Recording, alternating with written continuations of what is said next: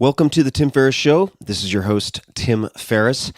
You may notice that this intro is different from my usual intro. I'm not going to give you the spiel on interviewing world-class performers because we aren't going to do that in this particular episode. For me personally, this is the most important podcast episode I've ever published, and I wasn't sure I was going to publish it at all. I recorded it just to record it, and that'll be obvious in the audio. This episode will describe the most life-shaping, certainly the most difficult, and certainly the most transformative journey of my 43 years on this planet. This is a journey I've never shared publicly before, and I haven't really shared it privately either.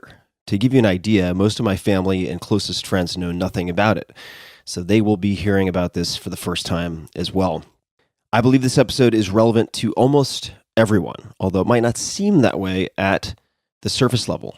But let me explain. If you haven't experienced trauma yourself, you will meet people who have, certainly, and you may already know people who have been affected, including friends or family members who simply haven't told you. And I find it helpful to remember that everyone is fighting a battle you know nothing about. Please note, before we get any further, that this episode is not suitable for children, so consider yourselves warned. My dance partner and safety net in this conversation is my friend, Debbie Millman. Debbie, on Twitter at Debbie Millman, has been named one of the most creative people in business by Fast Company and is the host of Design Matters, a great podcast, one of the world's longest-running podcasts. She is also chair of the Masters in Branding program at the School of Visual Arts, editorial director of Print Magazine, and has worked on design strategy for some of the world's largest brands. You would recognize all of them. But all of that is not why I asked her if she'd join me. I asked Debbie because she's a dear friend, she's an excellent interviewer, and she's been an incredible support for me in the last few years, including some late-night emergency phone calls and things of that sort. Last but not least, she and I have experienced similar trauma, but have taken two very different paths to healing using very, very different tools. So you get a two-for-one deal in this conversation. That's the intention. This conversation was fucking hard for me, very difficult, and I could have deleted some of the stammering and struggling, but I chose not to because that would have been fakery, and I wanted to share the emotional struggle in its full rawness. This stuff isn't always easy, it's rarely easy, and it's often messy, but it is possible to get to the other side, and that's one of the morals of the story and why I'm sharing this. So please listen to the whole thing, as the lessons, tools, and resources and so on that have helped us are scattered throughout. They're all over the place, including an especially dense last 30 minutes. Just a few more notes and we'll get right into it, but I think that these notes are important. First, to those who know me and might reach out, please note that I expect to be completely overwhelmed emotionally and otherwise when this is published, and I sincerely ask for your understanding if I'm not able to reply to any outreach. It'll be a really challenging week for me, and I expect it'll probably be a very challenging month. So thanks for understanding. Second, this is and we are a work in progress. Debbie and I both reserve the right to change our minds about how we think and feel about everything. Third, and this is a very important disclaimer, we are not therapists, we are not doctors, we don't play them on the internet, so this is not intended as professional or medical advice in any capacity. This is for informational purposes only. It's just two people sharing their very personal stories and perspectives. As Debbie put it in this episode, and you'll hear this, quote, I think it's really important for people to understand that their path to healing is very much their own path to healing in the same way that everybody has their own path to love or success or family. Few resources. There are episodes that I mention in the conversation. Debbie's first podcast with me, you can find at tim.blog/Debbie, Debbie. You can find my conversation with Blake Mykoski, tim.blog/Blake, and with Jack Kornfield at tim.blog/Jack. And everything mentioned in this episode and many more things that might help are available all in one place. We've gathered everything at tim.blog/trauma. That's tim.blog/trauma. Okay. Here we go. So Debbie, first of all, you are the sweetest of sweethearts. Thank you for doing this with me. I know that you've been a trusted companion for quite a long time. with respect to many of the things that we'll be talking about. And it really means the world to me. So thank you. Oh, my honor, Tim. Truly, truly. So I don't think I'm going to bury the lead, as they say in journalism, with this conversation. I'll start with the statement, and then we can work around that. Okay. So the statement is, in the opening, is that I was routinely sexually abused from ages 2 to 4. That seems to be accurate based on conversations with my mom about the timeline, by the son of a babysitter. So if you imagine sort of the most disgusting, repulsive activities that you might envision with that statement, that is what happened. And I don't know if it was on a weekly basis. I don't know if it was multiple times a week, but it was frequent over a period of 2 years. And I want to speak to why I'm recording this podcast and discussing this with you now. I'll tackle the why with you first. And that is because you really inspired me when, seemingly 100 years ago, on my podcast, after I noted before our conversation that you seldom spoke about your childhood, you opened up and spoke about your own abuse that you suffered through. And it was such a courageous act and helped so many people. And my intention has always been to talk about this chapter, I'd say over the last 5 or 6 years at least. That's been my intention. And I've wanted to put it into a book that tracks my healing journey effectively. And I had a conversation with my girlfriend, perhaps 6 months ago. And this was just as COVID was beginning to set in. So this was probably early February, mid-February, as global news. And I had fears around my mortality due to respiratory issues, comorbidities. And I'd also done work and therapy that involved asking the question prior to that, if you were to, say, die tomorrow, what would you regret having not said or not done? Alternatively, if you knew you had a year left in perfect health and then you would die a year from now exactly, what would you do in that year? And at the very top of the list was talking about this sexual abuse.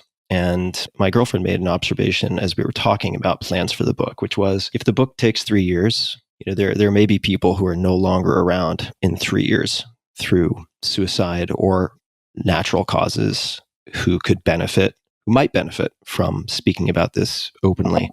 So that is why I decided to record this. And as we're recording this, I don't know if I'm going to release it or when I will release it, but to at least have a record. God forbid something were to happen to me, I would really regret not having spoken about this. And the intention is hopefully to show that it is possible to find some light, actually incredible amounts of light in the darkness, and that there are tools available that really do work and help. And, Debbie, it's been a roller coaster in the last, say, 36 hours as I've been appreciating the realness of having this conversation with you, because old coping mechanisms have started to crop up. Like even last night, I was talking to my girlfriend about this, and I started to dissociate, right? Like my mind started to separate itself from my body so that my body could withstand whatever it needed to withstand. And for those people who don't know what that means, you can induce it with something like ketamine. Certainly, I don't recommend that, but it's a dissociative anesthetic. And it's a very odd experience to describe to someone who hasn't experienced it. Thankfully, most people haven't, but it's almost like your consciousness, the locus of your awareness, moves outside your body so that you're not subject to what your body will experience or suffer through. And that's been happening over the last 36 hours as I've been preparing for this conversation. And I'm just going to keep going. For a very long time, up until age 35 or so, I felt like I had no memories before age 6 or 5. And This type of amnesia actually showed up a lot for me in the sense that whenever I had a very stressful set of circumstances, a crisis of some type, a severe injury, I would experience this dissociation and I would black out. My memory for the next, let's just call it 2 to 5 hours, would disappear. I would have no recollection of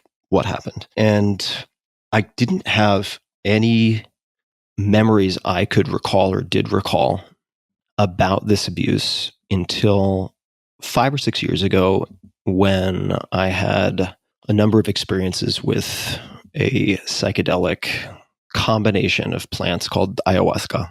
And for more on that, we can refer people to other podcasts where I've talked about this. But at the time, let's just call it 5 years ago, for sake of simplicity, the memory came up, and psychedelics are well known, not necessarily in the scientific literature, although there are some recordings of this, but more anecdotally across thousands and tens of thousands and millions of users over time. Hypermnesia, so the opposite of amnesia, remembering things that you haven't thought of in decades, right? The color and texture of the corduroy couch you had when you were an infant, that type of thing. About 5 years ago, I would say, I had these crystal clear memories of sexual abuse come to me, right? The layout of the house, the other kids who were being cared for, so to speak, at the house, what the mother looked like, what the son looked like being led up the stairs to the upstairs bedroom, the floor plan of the house. I know exactly where the house is. I know the driveway. I know the names. These are all things that I know. And it came flooding back to me. And at the time, I thought to myself, that's interesting. That definitely happened. I remember that happening. And it came back to me in high resolution, but I didn't feel any suffering associated with it. And I tucked it away. I put it back in the box, locked the box, and that was that. Until I had my first 10-day Vipassana silent retreat, and thankfully had Jack Kornfield there as one of the lead facilitators.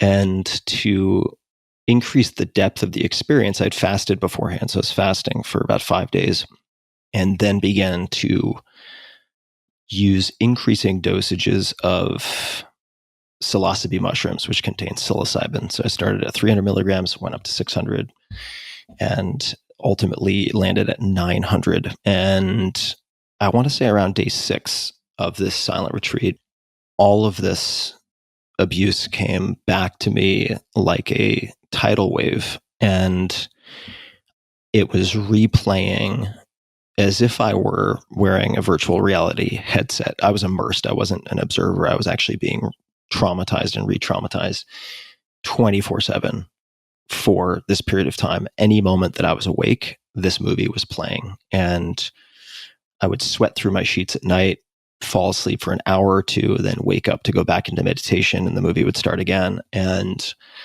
I was so distraught. There's so much anguish, and I felt like I was either already having a psychotic break or certain to have a psychotic break, and that I would not be able to manage life. When I left the silent retreat, that I sought out Jack as an emergency to spend time with him and speak with him. And he really saved me. Like, he was the safety net. So I owe a huge debt of gratitude to Jack, who is not just an incredibly adept mindfulness practitioner, but also a clinical psychologist. And he's worked with many, many, many different types of trauma, vets, victims of sexual abuse, you name it, very broad spectrum. So I really owe him huge thanks. And it was at that point, after that, that Jack made a number of recommendations for resources that we'll talk about later, but included books by Peter Levine, like Waking the Tiger, The Body Keeps the Score by Bessel van der Kolk, and handful of other things. It was at the tail end of that retreat that I realized, these, let's just call it 17 seemingly inexplicable behaviors of mine, these vicious cycles or triggers that I had been treating like separate things, separate problems to be solved, were all downstream of this trauma, if that makes any sense. I don't know if you've had this experience, but I was like, oh, now that you click that puzzle piece into place, these really strange behaviors this self-loathing, this rage that was seemingly so exaggerated and disproportionate, leading to, say, the near suicide in college, which was as close as you can get to taking your life without actually doing it. All of these things fell into place as making sense. And, on one hand, there was this relief that it made sense and that I wasn't broken in all these different ways. I had just sort of suffered this acute trauma and blocked it. And it was also very overwhelming because I didn't necessarily know how to work on this root cause, right? This trauma. And that's when the direct work began. I cleared everything in my calendar and everything waited. Like everything that could wait, waited. And, these memories at that point started to trickle up to awareness. I'll just give another example that I've never spoken about publicly, which is in elementary school, feeling numb and priding myself on pain tolerance, right? This ability to dissociate. And for whatever reason, really, well, for obvious reasons, I guess, wanting to develop the ability to withstand pain. And, for a very short period, would bring this pocket knife to school and press it into the back of my left thumb. I remember this really clearly until my thumb would start to bleed. And then I'd move it a millimeter or two and then press it into my thumb and make it bleed. And do this over and over again without changing my facial expression. I'm in class. I'm sitting in math class doing this, right? Looking at the blackboard, tracking things. And fortunately for me, after a short time of doing this, scared myself by doing it and stopped. But it didn't strike me as particularly strange at the time. Yeah, you were relieving pain. You were using that as a way to be able to release some of your trauma without even knowing it.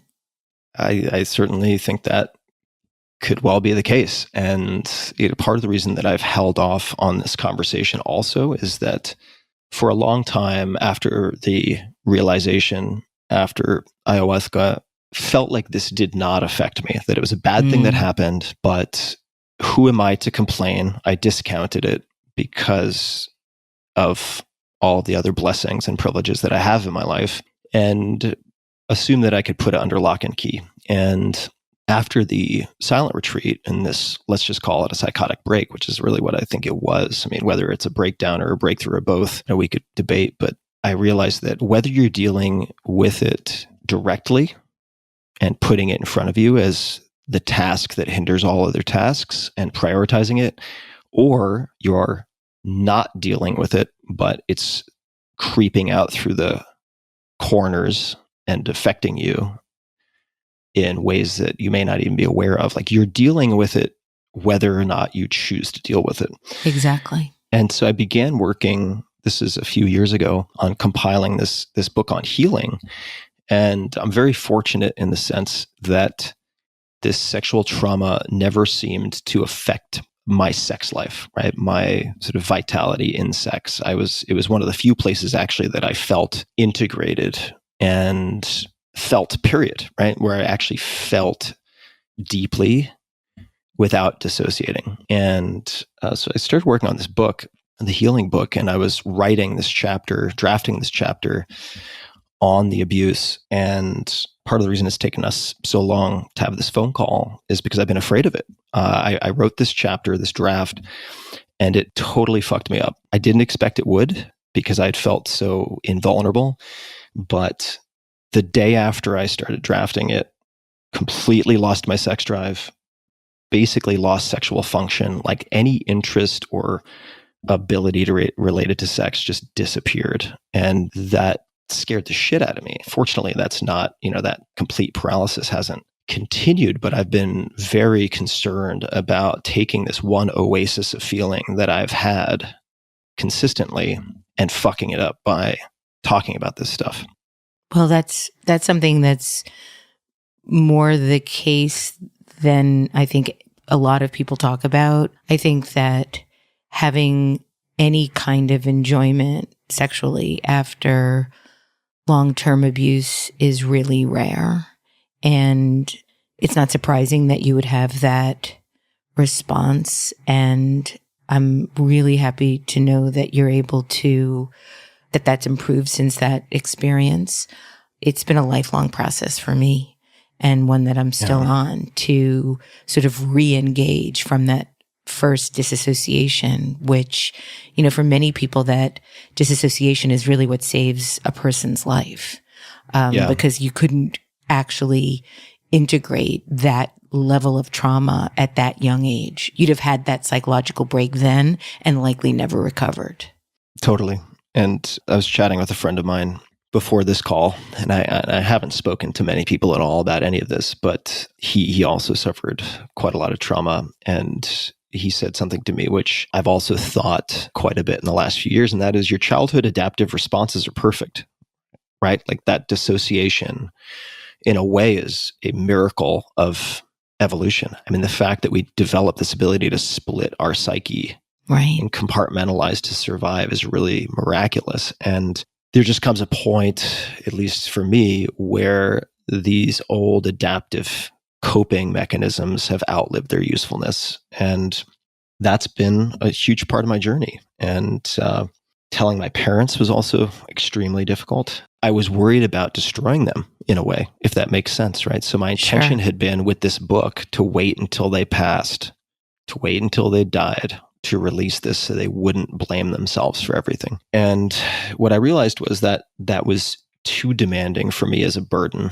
And I decided to have the conversation without any expectation of any response, but simply to give voice to it in a way that would hopefully free me from the weight of that being constantly on my mind, on my subconscious. And I figure I could probably speak to a few of the things that I've found helpful, and I'd love to hear from you as well. But perhaps you could speak to, because you've been sort of immersed in the therapy and treatment and sort of trauma mitigation side of things for much longer than I have. Could you speak to how common this type of sexual abuse is? Yeah, absolutely. Well, first, I just want to say that I love you, Tim. You are such a good man.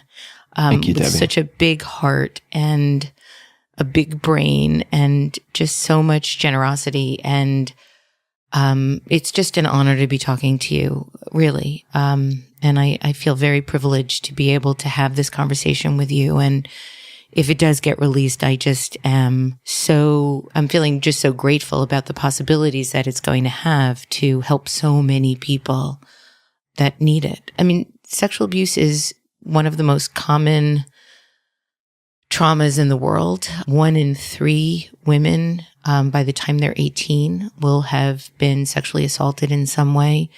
The numbers that we know now are 1 in 6 boys, but given how much shame is associated with boys actually disclosing, my suspicion and quite a lot of clinical psychologists' suspicions is that it's much higher. I don't know why there would be any difference, frankly. But that's a lot of people. That's a lot of people. That's a lot of young people. And we as a species have so much shame associated with this behavior that has been socialized, that somehow it is the victim's fault.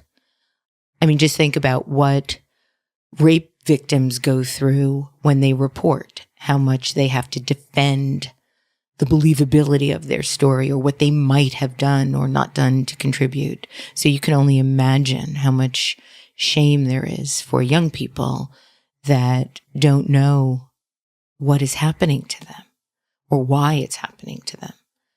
So it's pervasive in our world, and it is one of the most devastating behaviors that someone can enact on another at any age. If it happens before the age of 10, because we're all still developing our brains, it changes the neural pathways in our brains to such an extent that the behaviors that I know we're going to talk about that you've struggled with and that I've struggled with are just a normal way of responding once that kind of trauma occurs. And for me, my sexual trauma began when I was 9 years old. And continued until I was 12. And it was something that my stepfather did to me. This was back in the early 70s. We didn't have the conversation about sexual abuse that we do now. And I didn't know that it happened to anyone. I thought I was the only person in the world it was happening to. And I was told by my stepfather that if I told anybody, he would kill my brother and my mother. And because he was so much bigger and stronger than me, I mean, anybody at that age would have been bigger and stronger than me, any adult. I believed him. And so I didn't tell anybody. After it happened, after my mother and he ended up divorcing, and there's a lot of stories around that we don't need to get into, but my abuse was a part of it, but not something that was known to the degree that it occurred. And then after that, another partner of my mother's also abused me. But I didn't think that, because I didn't know that it had happened to anybody else when I was a little girl, I didn't know how to understand it. The only way that I ultimately found out that it was happening to anybody else was through the Ann Landers advice column in Newsday, where I was living on Long Island and would read Dear Ann Landers every day. And one day somebody wrote in about being abused, and I cut out the article and put it under my mattress because suddenly I felt like I knew somebody else that it was happening to. It wasn't just me. I wasn't a freak. And when I got older, talking 15, 16, 17 years old, at that point I thought, well, I'm not going to let this impact me. I'm not going to let him win my life.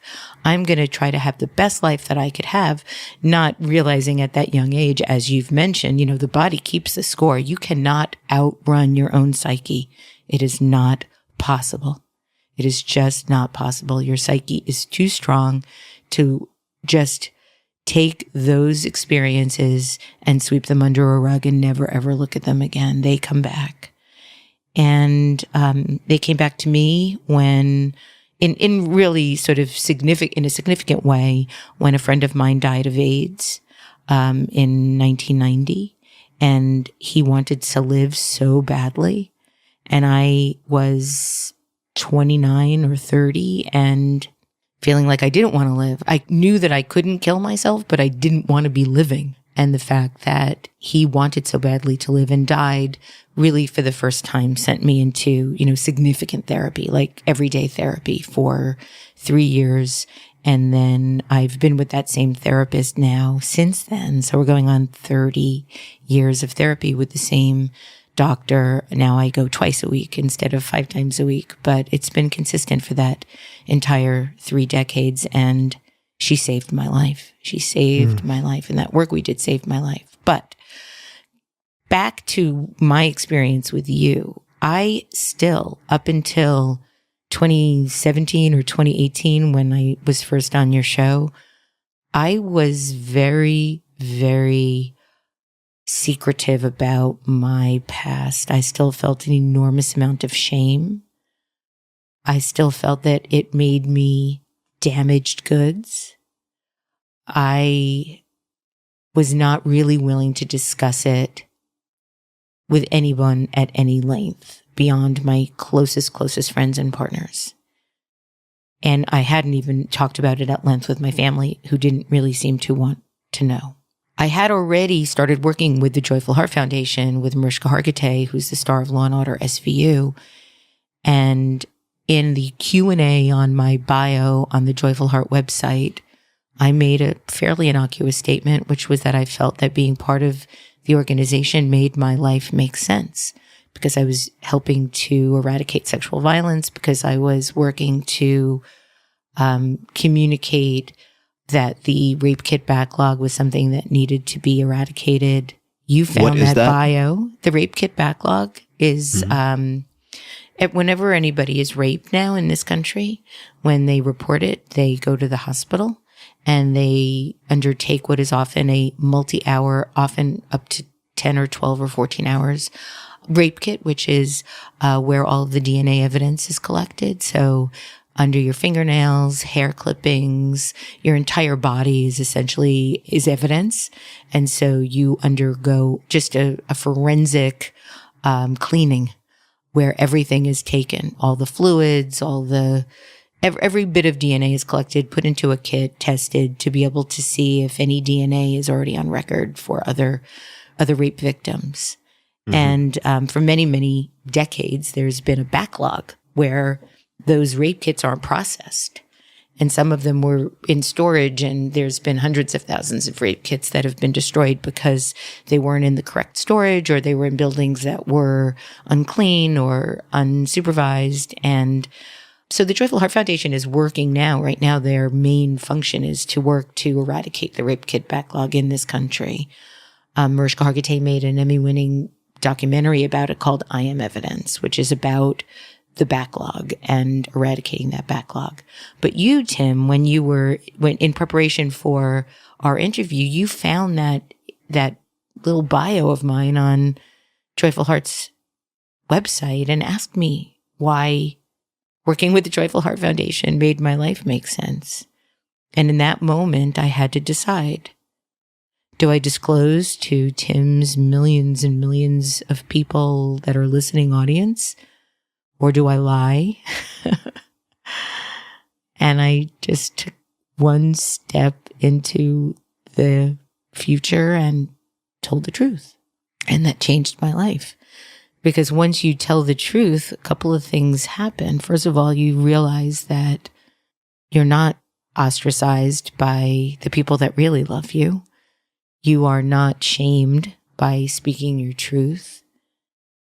And people do believe you. Now, that's not the case with everyone, but it was the case for me. And I felt as a result of that experience, my life was fundamentally, irrevocably changed, where I am now someone that has this experience as part of who I am, but it's not hidden, and it's not ugly, and it's not loathed. It's just part of who I am now, part of my story. I'm still going through a lot of things, and we can talk about that too, and the reintegration and everything that goes along with it. But the idea of hating myself because of this happening, because of what it meant about who I was intrinsically, has fundamentally changed just by the sheer virtue of speaking about it in a public way that isn't hidden anymore. So thank you for that. You're so welcome, Debbie. And I feel so grateful for you having done that, because the ripple effect in some ways of that for me personally is having this conversation with you. Yeah. And I have to say that not a week goes by where I don't hear from somebody that's listened to that episode and said, thank you, that episode changed my life. And I just want to thank you. And I'm just overwhelmed by being able to do that for anybody. But it is a journey. And, for me, it's been a 30-year journey, really more, because I did have a good therapist prior to seeing the doctor that I see now, that I've been seeing for the last 30 years, but it just wasn't enough. I needed more clinical help than she was able to provide. And the doctor that I've been with since has that experience. But, it's been talk therapy. It hasn't been aided by various other remedies that I've actually been thinking quite a lot about. But because it's talk therapy is an investment. It's really slow. And maybe it's slow for a reason, because you can't necessarily integrate as much. I still have, 3 days ago, while talking with my wife and my cousin, had a major realization, just like in the midst of a conversation. I'm like, holy shit.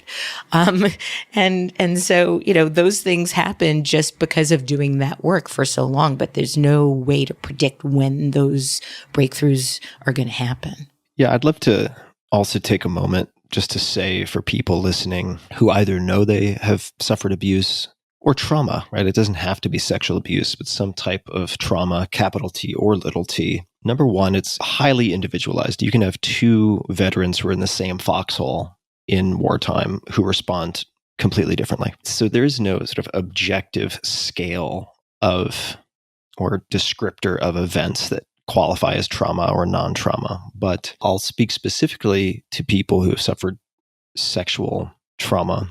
And I'll say a few things. The first is, and I feel this way about you, Debbie, that as someone put it to me once, you have made your trauma part of your medicine, meaning that you have the ability to empathize and deeply feel other people. And let's face it, I mean, that's somewhere between like 1/6 and 1/4 of the world's population, if not more. Yeah. You have the ability to empathize and resonate and potentially help people in a way that you would not possess had you not gone through what you went through, if that makes sense. Like Absolutely. Absolutely. And so for me, reframing it as, to say a gift may be too strong, and I don't want to paint it unilaterally in that way, but Right. to be able to turn the perspective so that you can see how you can wield it for good as opposed to be contorted by it as a passive experience. It is possible to use this, I think, as a superpower of sorts to really help other people. And for me, helping other people heal has helped me heal. And working on your own healing in turn helps you to help others to heal. So it is a virtuous cycle.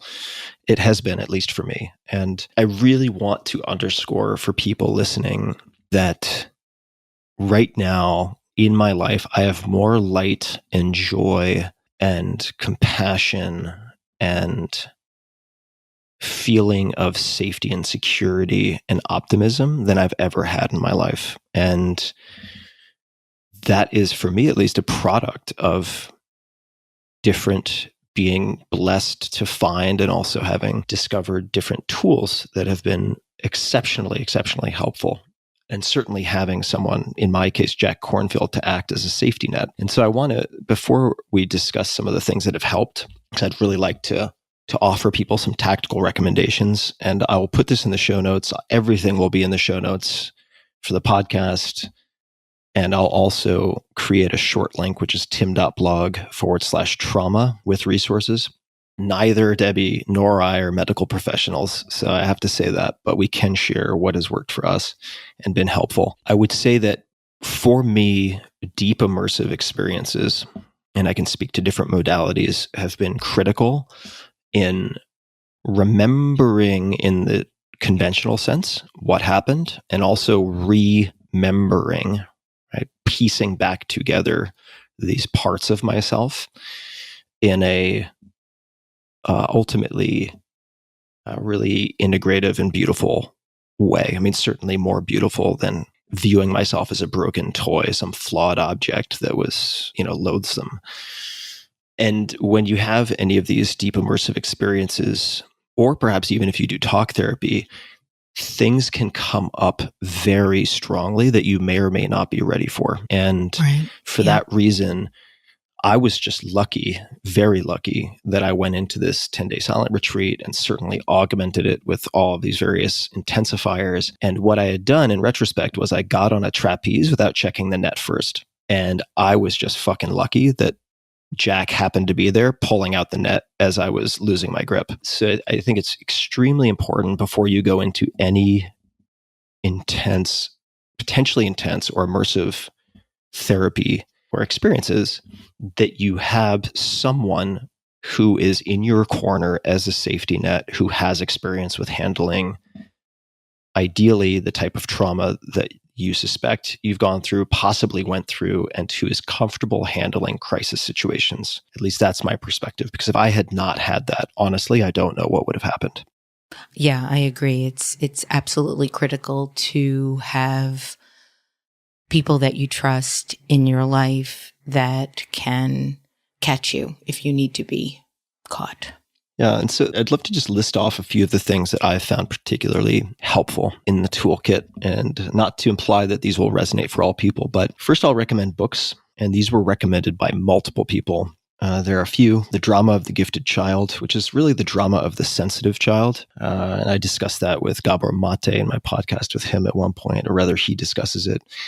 Waking the Tiger, which is Peter Levine. The Body Keeps the Score. And a lot of these relate to what Peter might call somatic experiencing, since at 2 to 4, in my case, I'm not cognitively creating spreadsheets and pro and con lists and over intellectualizing this. It's like a very psycho-emotional and physical experience of trauma. And in my case, at least, tools that approach it from that angle have been very helpful, including psychedelic medicine work, which I'll touch on in a moment. On the non-psychedelic side, internal family systems, something called IFS, and this is one form of what might be referred to as parts work. The creator, so to speak, of this is Richard C. Schwartz, and the use of IFS in combination with the the performance-enhancing drugs of trauma work, which I consider psychedelics, such as psilocybin, or what we might call an empathogen like MDMA, and I'll come back to that. IFS looks at the mind, and I'm simplifying here, but as a set of discrete subpersonalities. So you can, in the course of this type of talk therapy, have a conversation with anger, like the part of you that is deeply angry. You can have a conversation amongst these different parts, the part of you that is ashamed, the part of you that is resentful, the part of you that is sad, and you can recognize and fully feel these emotions in a way that was not accessible to me otherwise. And this type of parts work is actually very well implemented by an organization called maps.org, in their use of MDMA, which is going through phase 3 trials right now for MDMA-assisted psychotherapy for post-traumatic stress disorder. So for those of you who are familiar with my support of psychedelic science and have wondered about the missing piece, this podcast may explain one of those pieces. A few other things, non-pharmacological, that could be of help to people. Hakomi therapy, Hakomi. And I should say two incredible practitioners of parts work who have done incredible work with MAPS are Michael and Annie Mithofer. I'll link to these names in the show notes.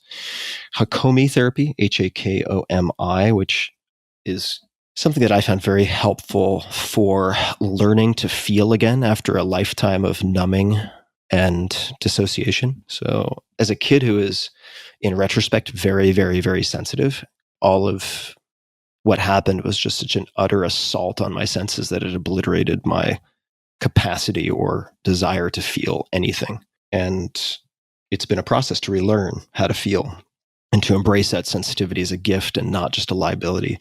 So Hakomi therapy, in terms of couples work, so helping my partner, my girlfriend, to better understand how this has affected me. Imago therapy, IMAGO, has been very, very helpful in effectively explaining how silence or feeling a necessity to self-censor or not speak truth leads me to feel ashamed and dirty and damaged, that I have a very strong need to be able to speak truth. And the cost is very high if I don't. So any type of self-censoring that feels like silencing, if I feel like I need to withhold or avoid giving feedback, and I don't always have the most nonviolent communication style. So Imago therapy has been very helpful, as has studying nonviolent communication, which people can find quite easily. Just a few more things. And again, I'll put these all in the show notes. Recently, and this is just in the last few months, two things. One is HRV training, that's heart rate variability training, which I've been doing with Dr. Leah Lagos, who is an incredible practitioner. And this involves tracking your heart rate and respiration using feedback devices and working through your physiology. In my case, I'm hyper reactive to any type of stressor. So I have a panic response given my history. And there are other types of trauma that I've experienced. I was very badly physically bullied up until 6th grade. I mean, school was absolutely terrifying for me for a long time. That plus sexual trauma plus other things have led me to be very cardiac hyper-responsive. Even a minor disagreement or a loud noise can send my heart rate to 100 plus beats per minute, where it will stay for hours. And that is a very common response, Tim. I have that as well. And a lot of people that have experienced sexual trauma also have that overcompensation in some ways Totally. of responding to stress, fear, nervousness, the unknown, all of that triggers a much more robust chemical response in our bodies. That certainly squares with my experience over decades. And this HRV training has been very surprisingly effective. And what I like about it is that it's turning the more common paradigm of working through words and your psychology to downregulate your physiology. It's working on physiology first. It's saying, let's reverse the arrow of causality and let's work on physiology to change your psychology. And that's been a real epiphany for me and has helped me to realize when I'm projecting, dissociating, has been a real revelation of sorts. So that's a new addition, but it's been very powerful. And in combination with advice from a podcast guest, actually, Jim Detmer, who's just incredible and part of the Conscious Leadership Group, who has helped me to utilize a lens that I think can be very pragmatic. And I do have part of me that's skeptical of the Enneagram, but there are many people I respect. Toby Lutke, CEO of Shopify, or I could go through a very long list of names people would recognize who use the Enneagram for preventing conflict and just greasing the wheels of sort of interpersonal communication. There's a book called The Complete Enneagram by Beatrice Chestnut. And I've been very skeptical of the Enneagram because it reads to me often like a horoscope of sorts, like astrology. And nonetheless, I was typed. This came after an interview with someone who's qualified to do this as what's called a self-preservation 6. And there are other aspects to this, but it so well captures the hypervigilance and fear-based orientation that I've had my whole life towards the world and towards myself, quite frankly, that it has been an incredible compliment to the HRV training. And I would say the performance enhancing drugs that have been layered on top of a number of these and that are also incredibly potent in and of themselves are MDMA, psilocybin, and ayahuasca. For purposes of this discussion, because ayahuasca is a very big gun and people can be knocked sideways and destabilized in a way that can last days, weeks, months, in some cases years. I've seen this. So I do speak with some confidence about this. I'm not going to discuss that as a tool, but certainly MDMA and psilocybin.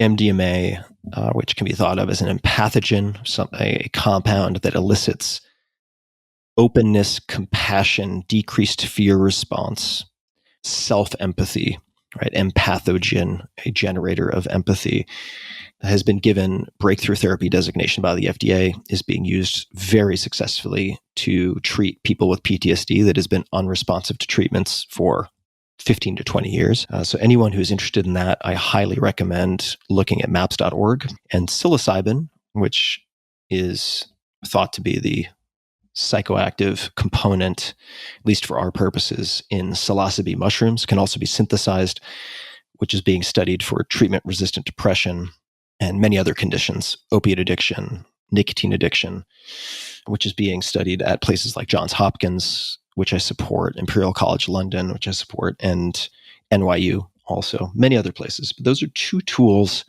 that, when used responsibly with proper facilitation, have been literal lifesavers for me also. And I will say they're very, very powerful compounds not to be taken lightly and that are currently Schedule 1. So that means they are, generally speaking, not available for legal consumption. There are countries in the world where that differs, but I want to make sure that the caveat is clear.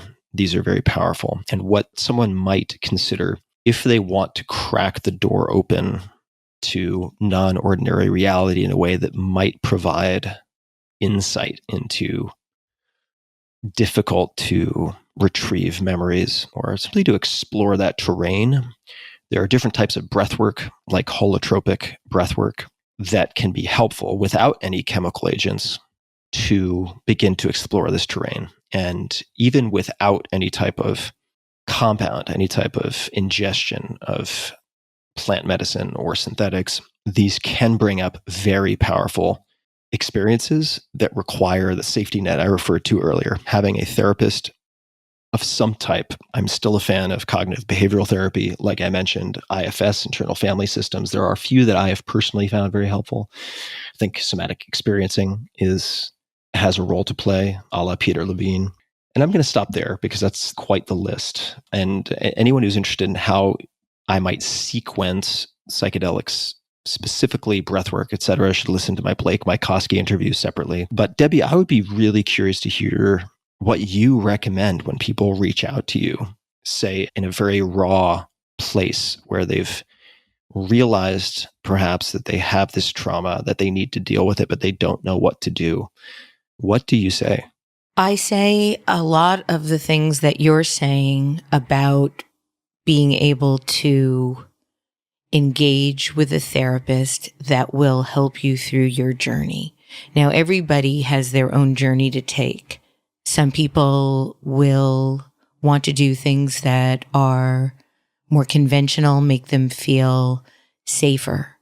Some people have a much higher tolerance for risk or the uncertainty of an experience's outcome and will be very comfortable engaging in more alternative paths. And I think it's really important for people to understand that their path to healing is very much their own path to healing, in the same way that everybody has their own path to love or success or family. So that is something that is really personal. I think offering these types of alternatives for people to consider is a gift, so that people can really investigate what they're most comfortable experiencing and undertaking. For me, when I first started my journey, I was desperate for help, and through a friend, she recommended a therapist. And for the first 6 years of my therapy, and that was in my 20s prior to engaging with the doctor I have now, I was doing group therapy. I was doing individual therapy. I was doing some family therapy. It wasn't as rigorous as what I ultimately went towards, but I actually don't think I would have been ready for a 5-day analysis, which is what I first engaged with, relational therapy, had I not had that prior 6 years of beginning to reveal who I was and why I was who I was. So for me, that 6 years of less medical therapy, I guess that would be the way to put it, was really beneficial to me. And then in 1991, when I started my therapy, the kind of therapy I'm in now, that started as 5 days a week, then 4, then 3, and now 2. How long did you do the 5 days a week before you went to 4, and how long the 4 days a week before you went to 3? Just guesstimating. Yeah, absolutely. I did 5 days a week for 3 years, and I did it on my lunch break. I actually found a therapist very, very serendipitously that was within walking distance to my office at the time, and did that, walked to therapy, and then walked back to work. And so it was a 45-minute session. So my lunch break was an hour and a half. And I did that for 3 years. It was enormously expensive. I was completely broke as a result. It took all of my resources to manage this, but it saved my life. And so when people talk about the cost of therapy, I like to think about it more as an investment in your life. And if this is going to make your life better, if it's going to make it more integrated, if it's going to make it healthier, then why would you want to spend your money on anything else but that? So I did that for 3 years, and then I went down to 4, and I think I did 4 times a week for about another year or so. And then did 3 times a week for the bulk of my therapy. I would say for probably 20 plus years. And in those early sessions, what did those look like? And I'm asking as someone who's done very little talk therapy because I've had an aversion to words in a sense, rightly or wrongly, because I know friends who have really been saved by talk therapy. What did might a session look like? What do you talk about? What's the format? Yeah. I mean, I think for me, and that's so interesting, the different responses people and bodies have to their trauma. I have often joked, and maybe it's not really that funny, but I position it as a joke that I am just a head. And that I'm not, my head I don't know that my head is even still fully connected to my body. I am very cerebral. And, my wife knows this, my former partner, Maria Popova, we joke about it all the time, that I just love to talk. I am a talker. I like to analyze everything. And being connected to my body is much, much harder for me. And so I'm very comfortable face to face with someone, looking at them, looking into their eyes, and engaging intellectually and verbally. Being connected to my body is still something I struggle with, Tim. And so initially, the therapy that I think my therapist was hoping I'd get to would be facing away from her on a sofa, sort of very old-fashioned in a lot of ways, because then you can really engage with your subconscious in a much faster way. You're not looking at someone's face to analyze their response. People like you and I who are highly empathetic often will organize the way that we speak, what we say, based on almost imperceptible facial recognition patterns that we understand. And to disengage with that allows you to go deeper into your own subconscious, to not be assessing what the response is and how you are engaging with that response while you're responding. There's a whole set of clinical responses and engagements that happen when you're speaking, body language, facial patterns that we assess really quickly, that we, that gift that you were talking about before, we have that. And quite a lot of people that have gone through intense trauma have this ability to almost be able to calibrate the energy around someone, to be able to assess how we could best respond to them for their comfort. I was unable to do that. I needed to be face to face, and still to this day. So now I've been doing my therapy for over a decade now, probably maybe close to a decade online. And my therapist, sort of retired from her big time practice and now has a much smaller practice. And I'm still working with her. And so we do the therapy over Skype. And we've been doing that for as long as Skype exists. And that's been really helpful as well. I don't need to be in person, but I do need to be face to face. And so that's still something that is really important to me. That's also, I think, part of why my podcast has been as successful. One, because most of up until COVID, all of my episodes have been face to face. I look deeply into a person and feel them and experience them in a way that I can't really replicate any other way.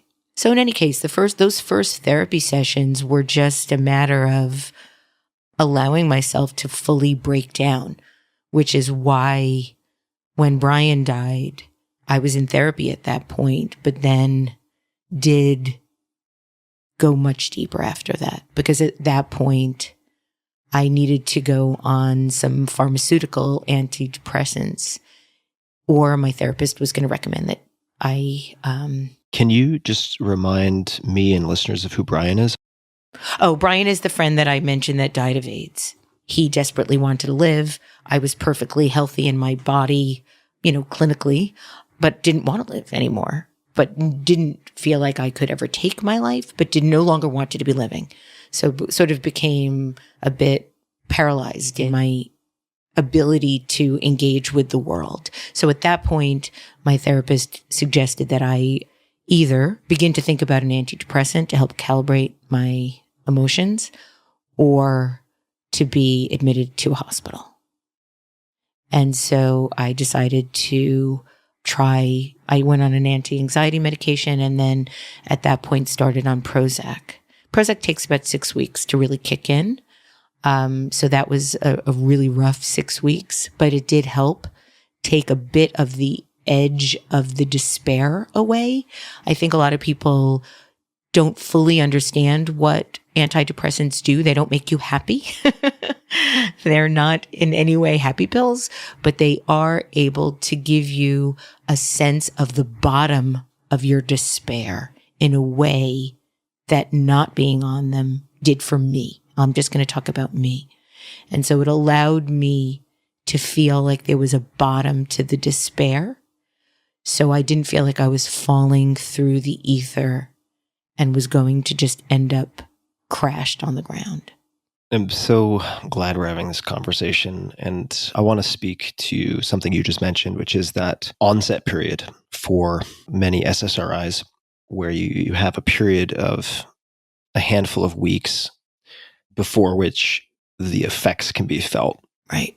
That can be a very dangerous period for people if they are suffering from suicidal ideation, fantasizing about suicide, perhaps planning suicide. And I will say in such cases, and I don't recommend this much, but ketamine can be a very effective acute treatment for stopping loops of suicidal ideation. It can be very effective intramuscularly or intravenously. There are clinics that provide this in the US. It's generally very well tolerated. It's a very well studied compound because it's a dissociative anesthetic that has been used for many, many years and is on the World Health Organization list of most essential medicines.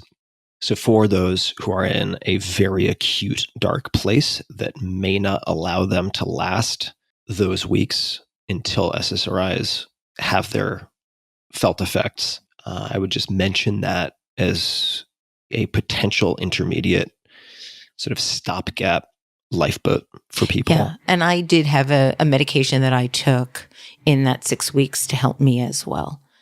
And Great. And that did help. Now, I also want to let people know that sometimes antidepressants can stop working. So I started taking Prozac in 1991, and then in 2003, inexplicably, it stopped working. And I went back into a place where I no longer wanted to be alive. And for me, it wasn't about, I'm going to kill myself now. It was just a matter of being unable to exist in any real world experience. I was in my home, in bed, unable to move and unable to do anything.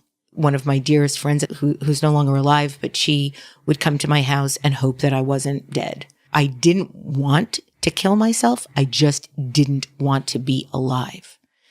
And so at that point, I then went back into sort of an emergency situation with my psychopharmacologist, who then prescribed Zoloft. And I started taking Zoloft, and I've been on Zoloft ever since. And that works much quicker. You start to feel that within 3 days, you actually do feel your brain being impacted by this drug. It's a very different experience than Prozac, and did feel my brain actually felt like it was moving. And then we worked on the right dosage, and I've been on that dosage ever since. But it is really important when you're engaging with any type of pharmaceutical to not only be working with your therapist and your psychologist, but also to be working with a psychopharmacologist who is a medical doctor, who is going to prescribe medicine based on your body type, your body chemistry. And then in as much as I'm still taking the same dosage, I have to have twice yearly appointments with him to make sure that I'm still on the right medication and the right dosage. So it's very important to be monitored by a medical doctor when engaging with any pharmaceutical drugs. And do not stop anything cold turkey. Absolutely. Extremely important. Yeah. Having the right medication is really important. Some people work really well with Wellbutrin. I know a lot of people on Wellbutrin. The original potential drug for me was Wellbutrin, and I felt like I was going to die on Wellbutrin. Did not work well for me at all. I actually felt like I might have a psychotic break. And so I did have to stop taking that. So there is a time where, and some people have to have a different cocktail of drugs. I know quite a number of people, because I'm open about taking antidepressants. I know I talk about it a lot with people, and there are people that have to take 2 or 3 different types of antidepressants to get the right chemistry. Mental illness is a brain problem that has to be investigated as a way to regain the right brain chemistry. And that is something that is not always easy to find. Yeah, I'd like to speak to something you said earlier, which is, I think, important. At least it has been important for me to unpack as someone who almost committed suicide in 1999. And that is, you said you didn't want to die, but you didn't want to live. Right. And an observation that was drawn for me by Stanislav Grof, who's a psychotherapist. I'm not sure he would consider himself a psychotherapist. I'm not sure what label he would apply, but very experienced psychotherapist who's supervised thousands of sessions over his 80 plus years of life involving psychotherapy and also assisted psychotherapy with compounds like LSD and other things. And I'm going to paraphrase this, but he said that a desire to kill oneself can be thought of as a desire to destroy your physical body, but it's not a desire to destroy your physical body. It's a desire to kill your ego and to stop the loops that you're experiencing. Right. Right. It's a desire, at least for me, a desire for some type of relief from the relentless looping of these thought patterns that seemingly would not stop. Just like being in the impact zone in the ocean where you're getting hit by wave after wave after wave. I just wanted the waves to stop. And the only option that I felt was available was to take my own life, which thankfully I did not do. People can hear my TED Talk for kind of how that unfolded. But the part that was left out of the TED Talk is that I had planned to kill myself. I had the exact plan laid out. I knew exactly how and when I was going to do it. And by sheer luck, I had requested a book dealing with suicide from Firestone Library at Princeton, and I'd forgotten to change my mailing address. I was away from school. I was taking a time away from school, which, surprise, surprise, was recommended by the administration because they don't want a suicide on their watch if someone seems mentally unstable. And I had forgotten to change the mailing address to where I was then living off campus. So a postcard, when the book was available, went home to my parents, and my mom got the postcard. And she called me with a very shaky voice and asked me about it. And that snapped me out of it because I had only been thinking about really myself and the impact that it would have on me. I was so stuck in my own loops that I had not thought about the impact it would have on other people. And as someone later put to me, killing yourself is like taking your pain times 10 and inflicting it on the people who love you the most. So that snapped me out of it. But that was so lucky. If you think about how that would have turned out differently now, it would have been an email or some type of notification that I would have archived and I would not be here. So I came very, very close. And at the time, it's because I viewed the only option for extinguishing the loop was to kill myself. And what I've learned since is that it is possible. And I'm not a hammer looking for the nail in the sense that I'm not recommending these tools for everyone. They do not address everything. They have risks, they have side effects, but tools like ketamine, tools like psilocybin, in some cases with trauma, MDMA for PTSD, with qualified facilitators and therapists, allow you to do what I so desperately wanted without killing yourself. Right. And so I want to just emphasize to people, if you feel that you're fatally flawed in a way that dooms you to unhappiness and self-loathing and a desire to kill yourself, don't believe everything that you think. Because as I learned later, even though that seemed true in the moment, that is not true. There are tools and options available to you. Debbie, one thing I'd love to ask you is, are there any books or resources or organizations that you've found particularly helpful or that you've recommended to people that they've found helpful? Yeah. And Tim, I just want to caveat. I know that I was talking to Roxanne about a book that we've both been really helped by, and it's called A Courage to Heal by Ellen Bass. But I've heard since that there's some problematic issues in that, and I don't know if it's because of the way that they talk about trans. I don't know. So that book was enormously helpful to me, as was Bessel van der Kolk's books. They still continue to be helpful. And I'm happy to say that sort of separately again so that it's good for the podcast. But I don't know. Let me look into what issues there might be, because I don't want to give anybody information that or recommend a book that's problematic for any reason. Yeah. And I'll also say we can put any disclaimer in the show notes for people. The Courage to Heal workbook has also been sent to me and was recommended by someone with a lot of in the trenches experience working with trauma survivors. I will confess that I did not actually have the stomach to go into it because I was coming off 6 months of very deep, intense work and just could not even digest the possibility of going through 200 or 300 page workbook. Yeah. So I have not cracked it, but it was recommended by someone who I respect tremendously as a clinician. So we can put that in the list. Yeah, definitely. I mean, The Drama of the Gifted Child is a book that I also read. When so I, as I mentioned earlier, the first sort of 25, up till I was about 23, 24, I was in this mode of, this didn't impact me. I'm not going to let this destroy my life. I'm not going to let him win. This is something I'm going to overcome and have the best possible life for. And I think a lot of people feel that way. And then everything comes crashing down.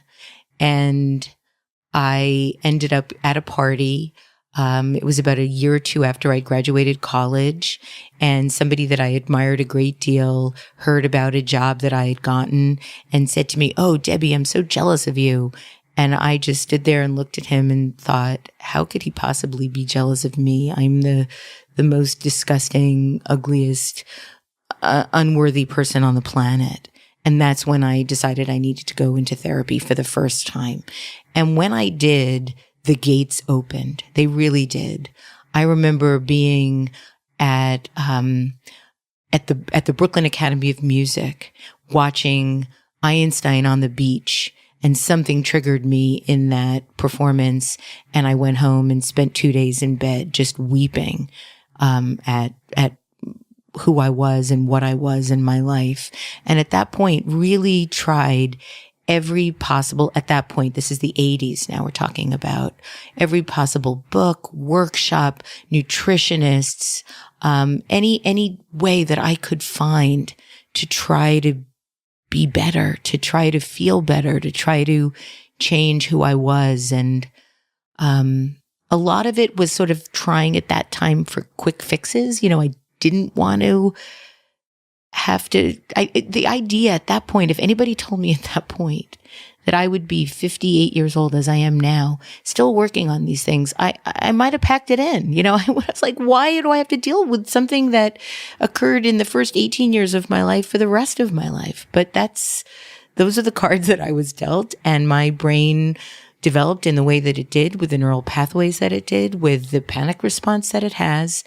And what I can say is that with all the resources that I've undertaken, they're all worth it in some way, shape, or form, because they are all moving you forward to a path that isn't completely catastrophized by what happened to you in the earlier part of your life, and gives you a way to recreate different neural pathways that lead you to the way that you want to live your life and the way that you want to think about your life in a way that's healthier.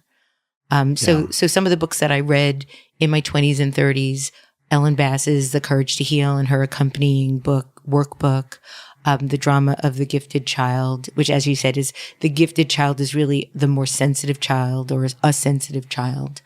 Bessel van der Kolk's books, website, resources, anything that he's written has helped me because of where we do keep the score, which is in the body. And in addition to my journey as a businesswoman, as an entrepreneur, as a brand consultant and strategist, as a podcaster, as an artist, a writer, an illustrator, whatever it is, there's always this parallel path of being a person that's looking to understand my motivations, my place in the world, my purpose, my trauma, and how I can integrate all of that together so that anything I do in my life isn't just a response to the trauma, isn't just I'm doing this to feel productive in the world because I felt so meaningless. I'm doing this to feel meaning because I don't have any sense of who I am.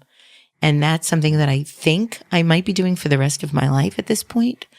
But for me, it's trying to find comfort and contentment about who I am and doing what I do because I love doing it and not because I feel that if I don't do it, I'm nothing. That's really important. It's extremely important, and it resonates with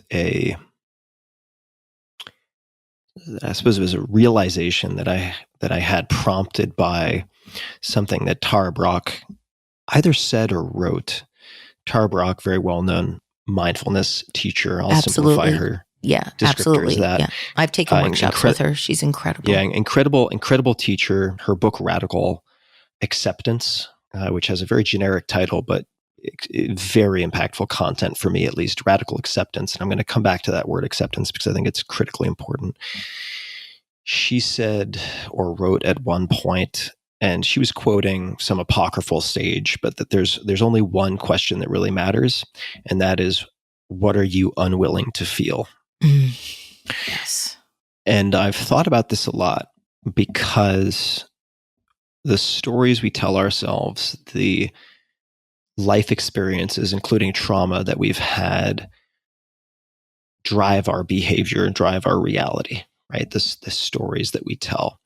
And what I realized about myself is that increasing my pain tolerance, focusing on honing myself as a weapon of competition, basically, was in large part a way to busy myself and overstimulate myself, including with caffeine and stimulants and so on, so that I wouldn't feel certain things. And this was subconscious. It was not something that was in my conscious awareness. It was subconscious. But in retrospect, that is what I was doing. I did not want to be in a room by myself with things bubbling to the surface, right? If I was at a slow simmer, I wanted to take something else that was boiling at a loud boil and pour it on top of that to create enough noise that I wouldn't feel whatever needed to be felt. That is so common. Absolutely. Yeah. I did the exact same thing. Yeah, super common. And the part of the reason that internal family systems, IFS, as I mentioned, or something like it in parts work has been so helpful to me. And, Jack Kornfield is also very, very good at this type of parts work. And I'll speak to something that I've done that has been very helpful in a minute, is recognizing and not hating or hurtfully judging your coping mechanisms. So I have historically had no tolerance for weakness, very little tolerance for weakness. So any type of fear, any type of shame was weakness and just was meant to be eradicated, right? And for me, I just had no tolerance for weakness. And as a result, I hated parts of myself, which ultimately just does not work. it just really, really does not work.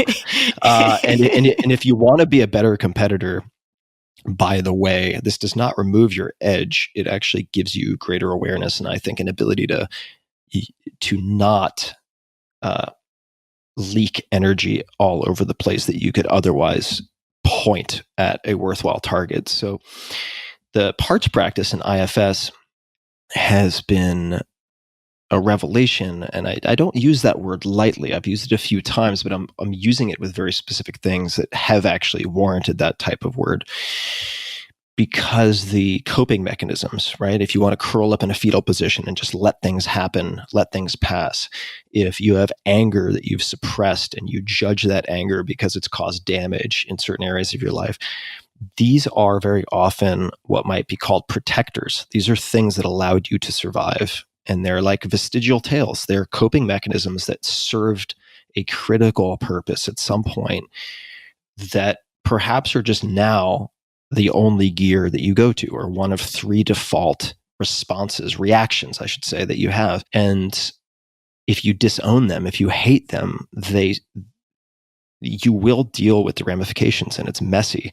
But if you're able to honor them and thank them for their service and gently put them on the table, put them on a shelf because you don't need them right this minute when you're having a huge overreaction physiologically and emotionally to some small ripple in your life, it's much easier to find peace.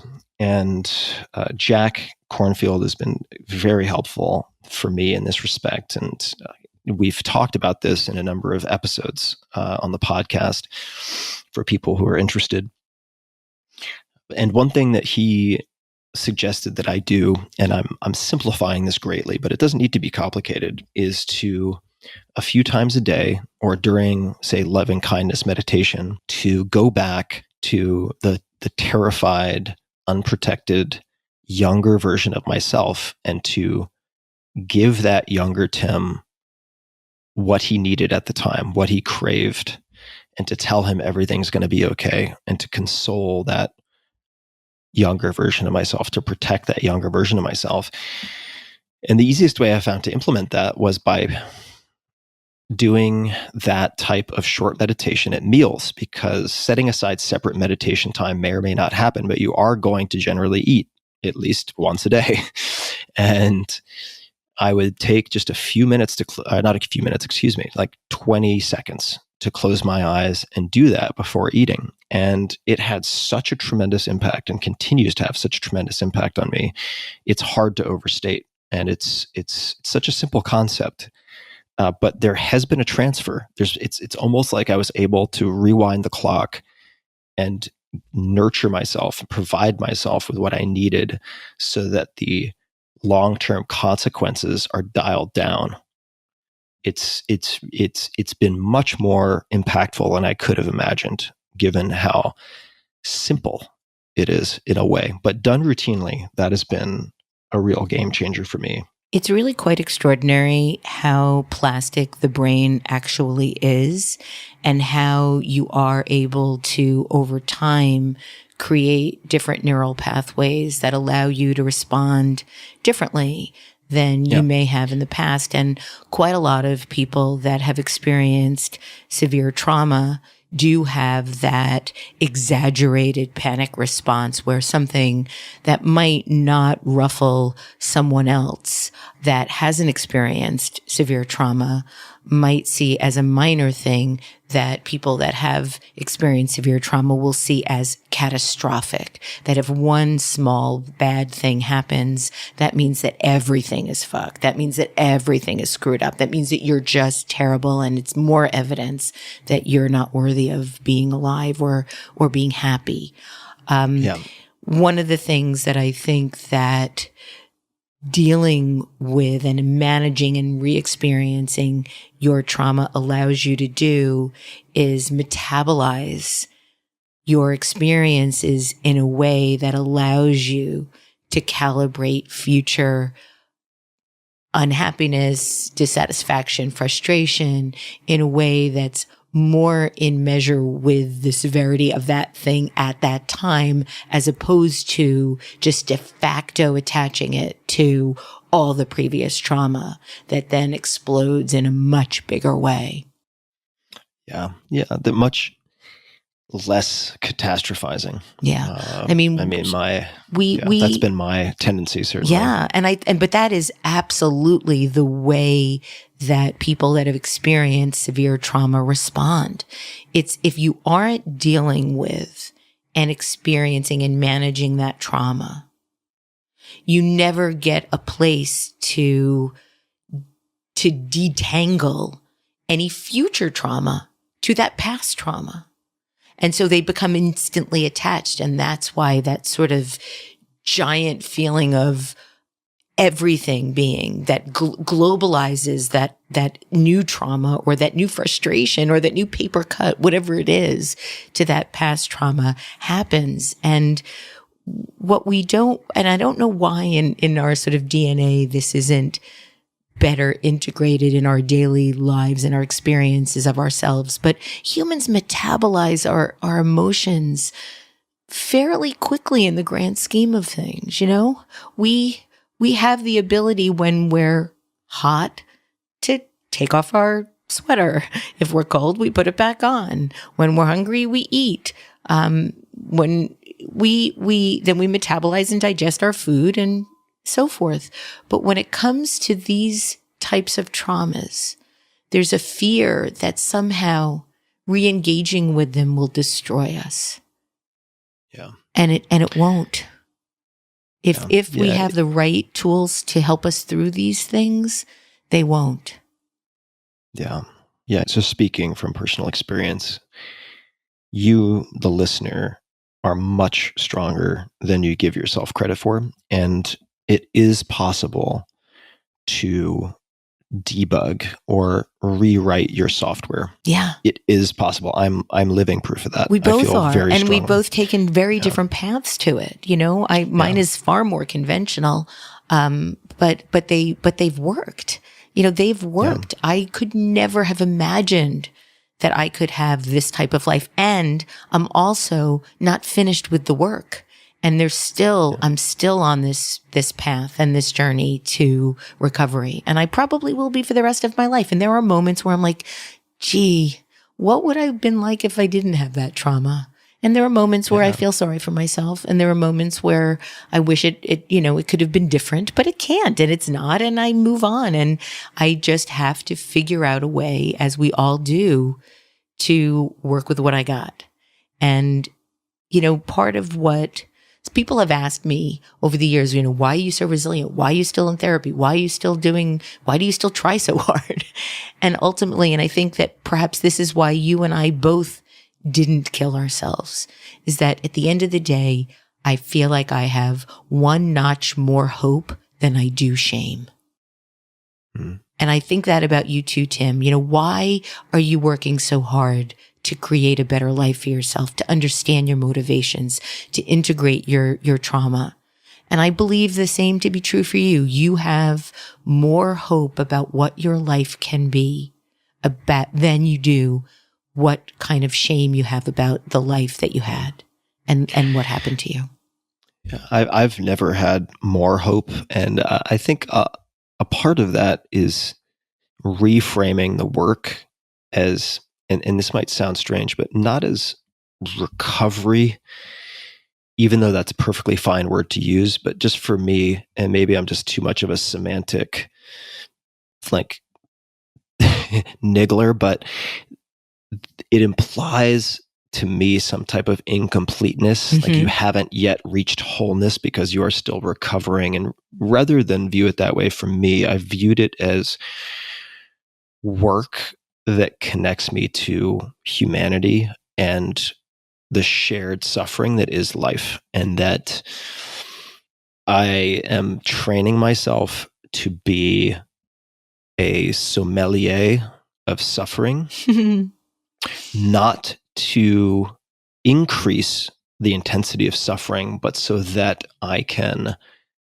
not view myself as this independent island of flaws, but rather this interconnected human who has the capacity to sympathize and empathize, because no one has a monopoly on suffering. Right. And as someone said to me at some point, everyone is fighting a battle that you know nothing about. And by going into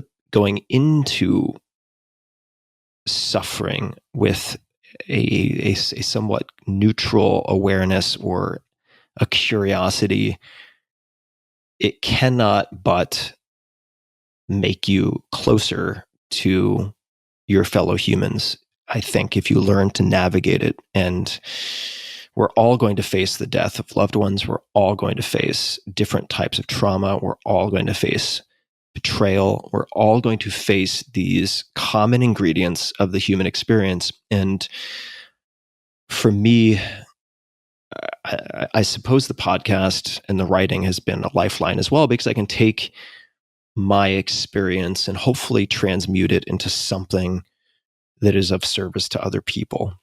And I can find some redemption in that, right? I can find some meaning in it, as opposed to these memories and the traumas that are stored somatically being this meaningless infliction of anguish and horror and disgust.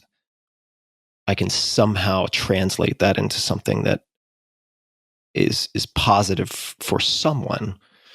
And that's why I've been thinking about some form of this conversation for years. And I'm really optimistic. I have to say, it's taken me a long time to get here, but there are tools, right? There are tools. People have also traveled this path before. I mean, for millennia. This is not new. And I'll put a whole bunch of other things in the resources for people. But my friend Neil Strauss, who's suffered quite a bit of trauma, has a quick start guide to healing trauma, which is actually a very good blog post listing some of the things that have been effective for him. That's a 5-minute read and includes things like the Hoffman process, which has come up on the podcast before. Documentaries like Trip of Compassion, show the before and after transformations that are possible with complex PTSD. And I really feel like the journey, the ongoing work can be, if you frame it in a way that makes it possible, incredibly redeeming and gratifying. And that's not how it started for me, right? It started with I don't want to deal with this. I don't have to deal with this. It's over and done with. Who the fuck am I to complain? There are people who are getting raped every day right now. I don't want to deal with this. Look at my life. I'm fine. For fuck's sake, let's lock this away and not look at it again. And that just did not work. It didn't work. It doesn't. Right? It was a boomerang, and it came back 10 times the size of when I threw it. And there may be people who can do that. I couldn't. And Tim, I have yet to meet one. I really have yet to meet anyone that has been able to integrate trauma in their lives without working on integrating the trauma into their lives. And I don't think there's no shortcut. There's no easy way around it. It's just, if it happened to you, to your body, to your mind, it's going to impact and affect you. One thing that I find really helpful is reading other stories of people that have experienced trauma and how they have integrated that trauma into their lives. Chanel Miller's book, Know My Name. Eve Ensler's written a bunch of books that have been extraordinarily helpful in The Body of the World and The Apology. These stories, these memoirs. Radical Acceptance, Tara Brach's story also. Really have given me courage and hope and a sense of mutuality that I think is much, much bigger than shame. And part of what I'm so hopeful for in the future is more people disclose, as more people talk about their experiences, the shame gets shifted to where it really belongs, and that's to the perpetrator. And once we can see trauma that has been inflicted on us as not our fault, That's one of the reasons I have problems. You talk about this semantic noodling. I have problems with the word victim. It's just, I understand where it comes from and why it's used, but I don't feel like a victim, and I've never felt like a victim, nor do I feel like a survivor. It's a process of living. I do think there needs to be some new language around these experiences that really are better, that are more accurate as to what we are experiencing. Yeah. Because it makes us as other, and we're not other. There is no other. Yeah, I agree. And I have felt very conflicted about revealing or not revealing the name of the perpetrator, because I know exactly who this person is. And at least for now, I've decided not to do it. Have you thought about confronting them? I have, and I don't think, at least at this point, that I don't think I'm going to do it. If he happens to be listening, don't worry. At least a few people know who you are. So if anything happens to me, there are a few things locked in the vault. But the reason that I decided not to is because I don't want rage or vindication or vigilante justice to be what drives me, and that rage has been my default for decades, right? I mean, I've always wanted to return vengeance upon anyone who harms me or attacks me tenfold, right? I mean, smashing flies with a sledgehammer. And I no longer want that to be a driver for me. So I've really tried to look at it, and I know this will make some people cringe, but I mean, I don't know how old this son was when it happened. Maybe, I don't know, 10, 12, 14. I really don't know exactly. But it makes me wonder what happened to this kid also, right? This is before the internet. So it's just like, how would that behavior even manifest, right? And I'm not trying to wade into moral relativism where I say it's okay. It's absolutely not okay. It's completely fucked and atrocious and damaging. But I've tried to look at it through multiple perspectives. I actually have confronted one of my perpetrators. Right. And it didn't quite have the result that I was hoping and expecting. Could you speak to what you expected and what happened? Sure. And I wrote a short story about it called The Man, which I'll send you a link to as well. I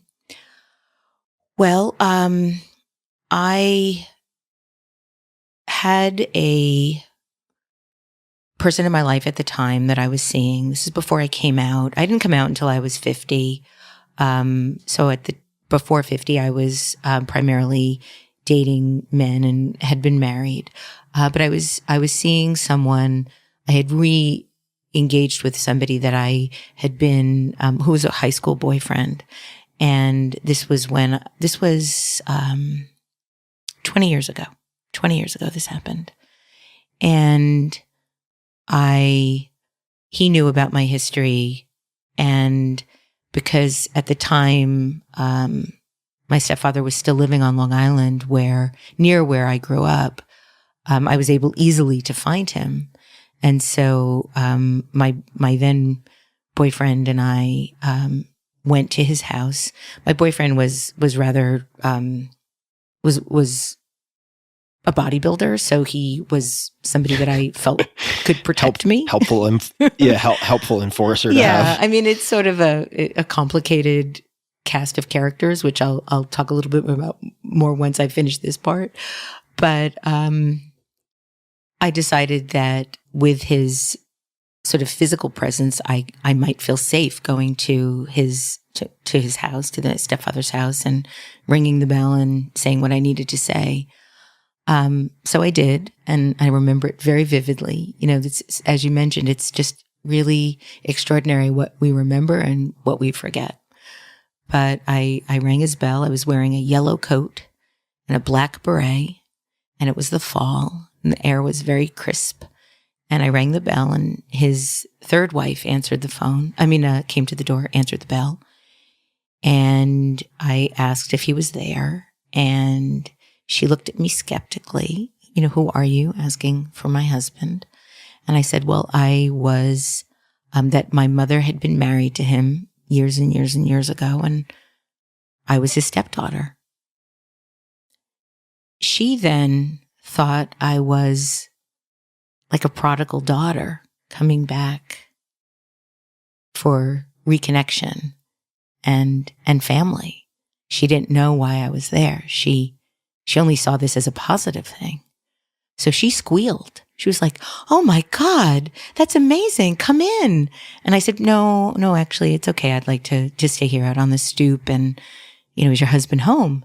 And she's like, yes. And she yells for him. And she's so excited. He comes walking over and he looks at me. And I looked at the wife and I said, can I have a few minutes with your husband by myself? She's like, absolutely, of course. You sure you don't want to come in? I'm like, no, I'm good.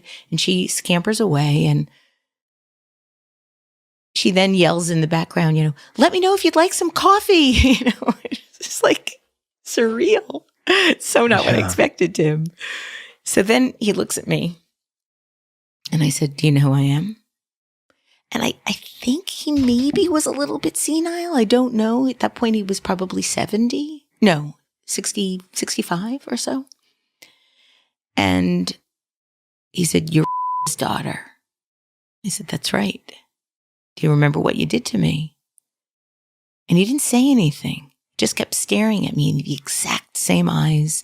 He was much heavier and he had a beard, but he had the same exact hands.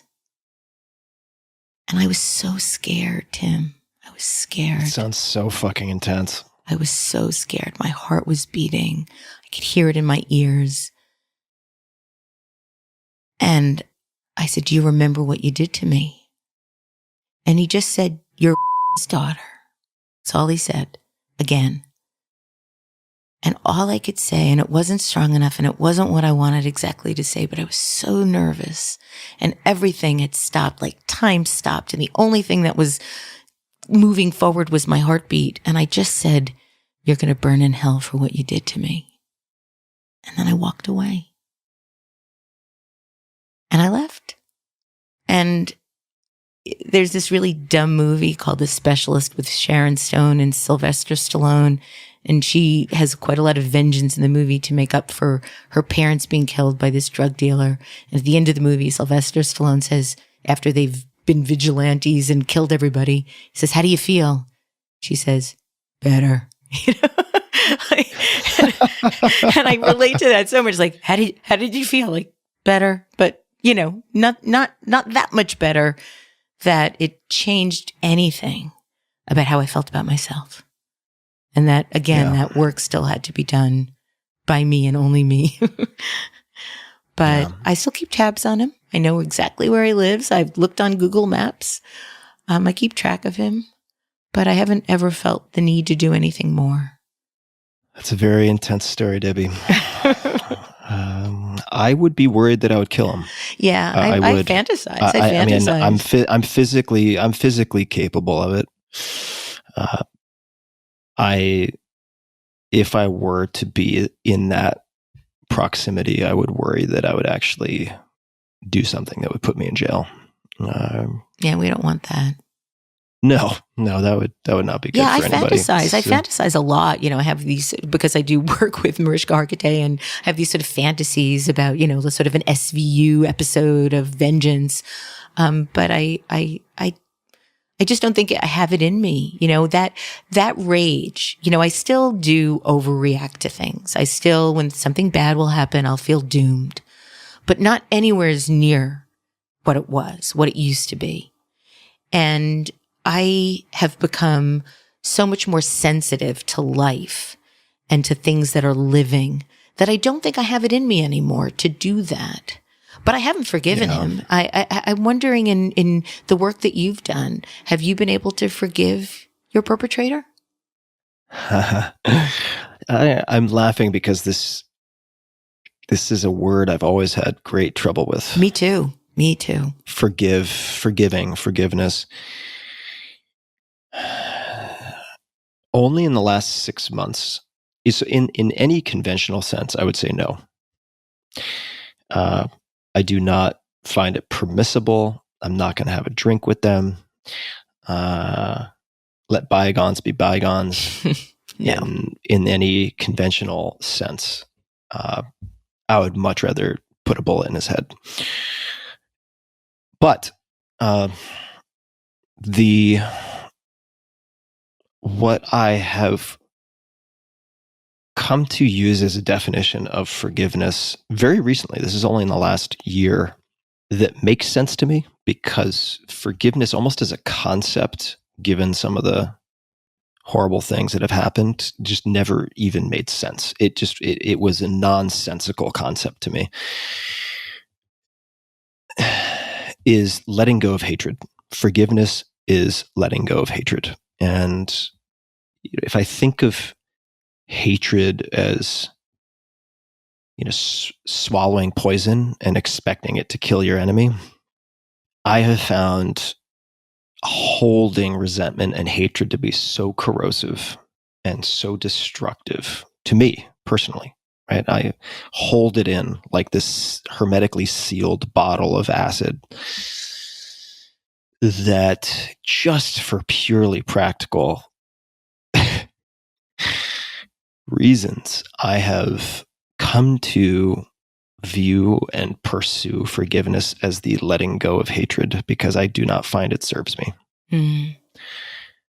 And there's a place for anger. There is a place for anger. And I think a lot of my work that remains to be done is working with anger. And as Jim Detmer has put it to me, finding a clean burning anger, like an anger that can be felt fully, burned through cleanly. Yes, that's key. So there is absolutely key. So there is no residue, because I've kept it bottled inside me for so long, for decades.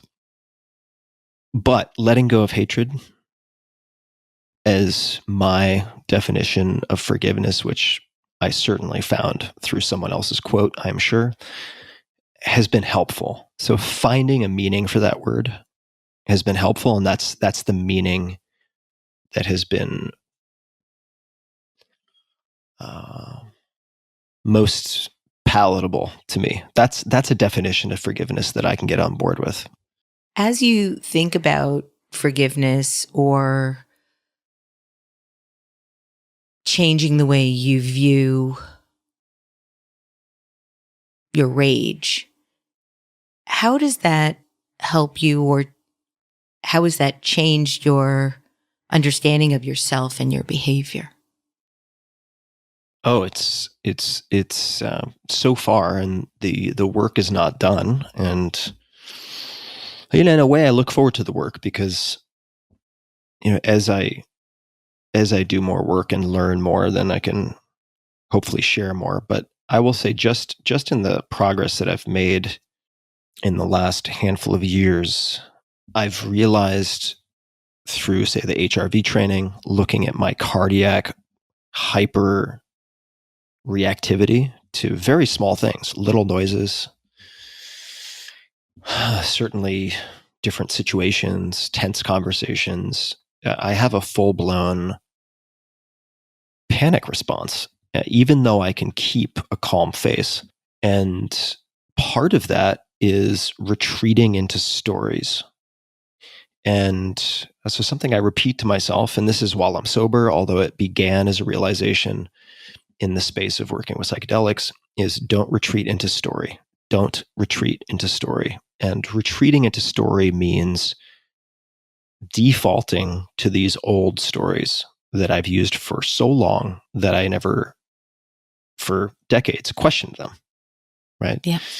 And one of the stories is related to personalizing things. So somebody does something that I take to be a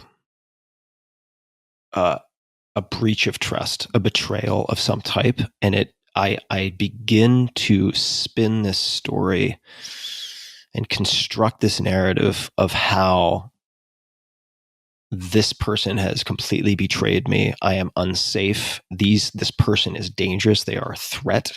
I have to cut them out of my life. It is very binary, black and white. And I think there's a place for that. There is a place for that. I mean, fool me once, shame on you. Fool me twice, shame on me type of mentality. I do think there is a place for that, but it has been such a default. Like if you choose that as a response, right? That is fine.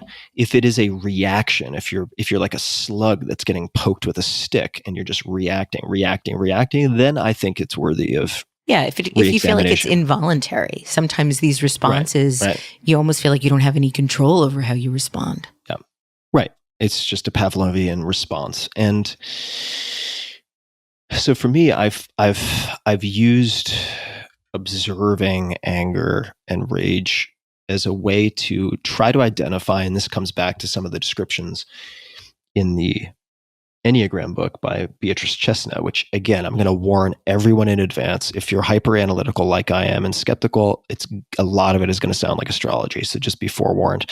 But the description of the self-preservation 6, including a tendency to project outward that which we do not want to feel ourselves, I have realized is a default of mine, right? If there's something I strongly don't want to feel and I can take that unease, that fear, and provide a target in the form of someone who has made a mistake or done something that I view as a betrayal, having some conscious awareness of the fact that that is a tendency has allowed me to work with anger more productively, right? It's just cultivating an awareness. So there's a gap between stimulus and response.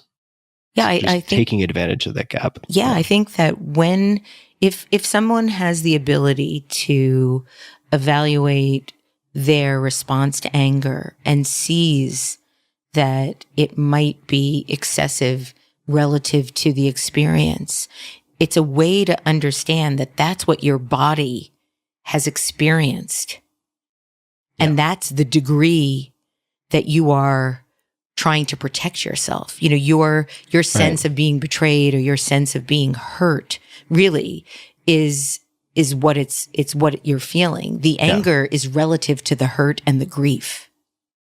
Yeah. And I would also say that looking at it through the lens, just as an exercise of using physiology to change psychology, right? Working on and training the heart as a muscle so that you can take what we think of as an autonomous function, heartbeat, and actually gain some control over it, shows me, at least in certain instances, that I'm not creating a story that then gives me a physical response. I'm having a nonverbal panic response to a perceived threat that is nowhere in my prefrontal cortex. I mean, this predates language. And then given that really strong physiological response, I'm crafting a story to justify it. Does that make sense? Absolutely. And it's such incredible insight, Tim, such self-awareness. Yeah. And look, I'm certainly not the Buddha. I'm not rolling around like the Dalai Lama with perfect self-awareness, but it is something that can be cultivated over time.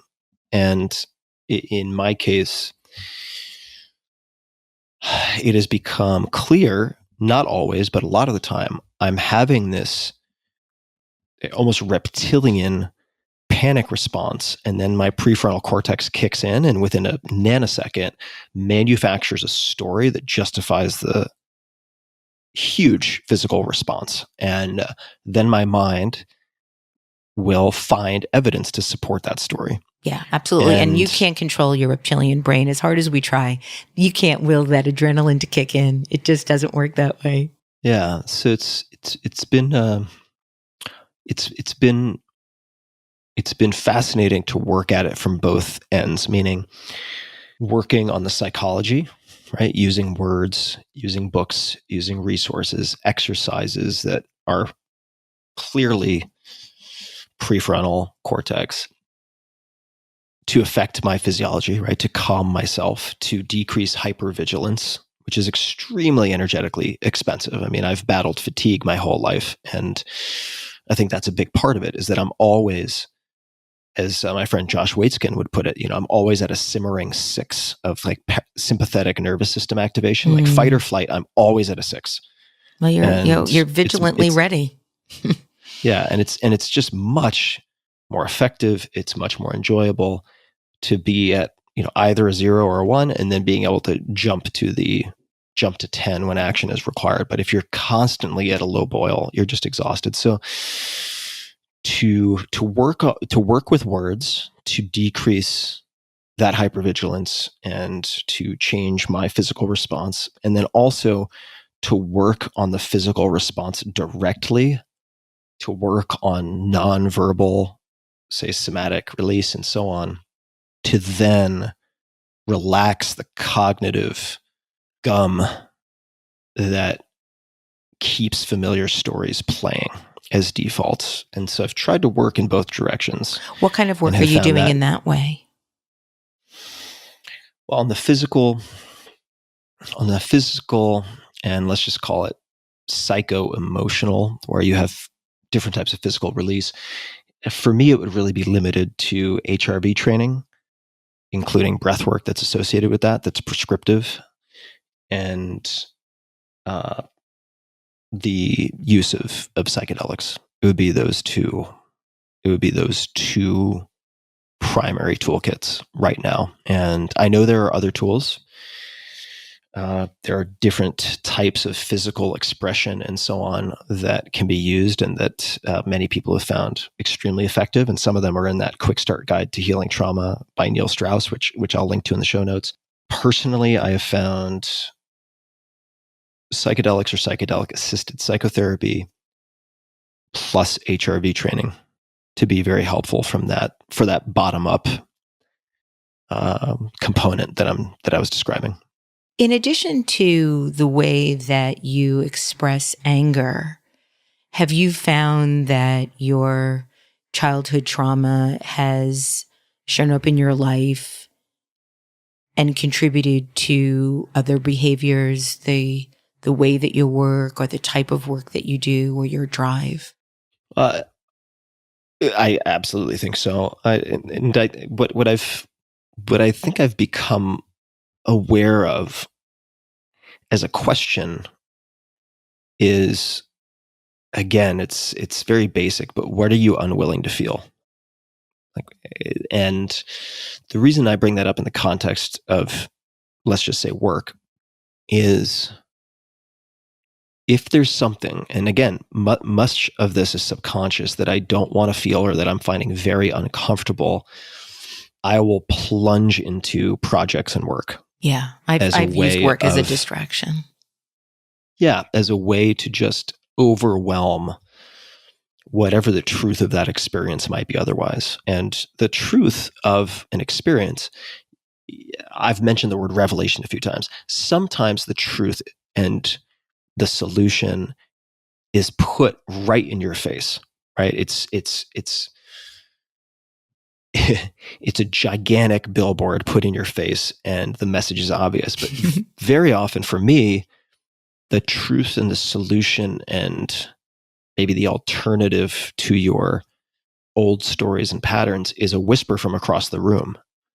And you really have to pay attention to get the message. And if you're not subconsciously or consciously ready to do that, well, going through 1,000 email and having 15 conference calls and committing to 3 new projects will turn on the music in the room to such a high volume that you're never going to hear the whisper. Right. And I think I've voluntarily drowned out the signal as a coping mechanism. Yeah, I have too.